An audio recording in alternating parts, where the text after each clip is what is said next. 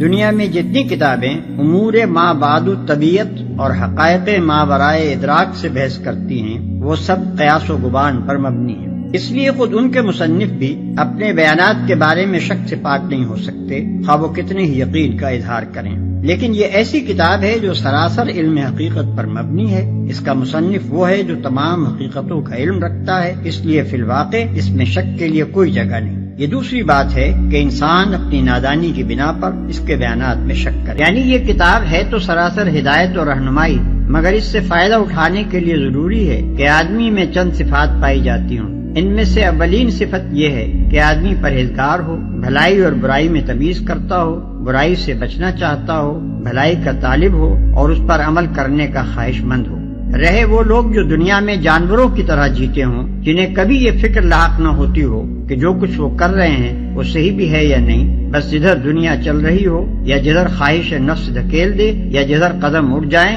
اسی طرف چل پڑتے ہوں، تو ایسے لوگوں کے لیے قرآن میں کوئی رہنمائی نہیں۔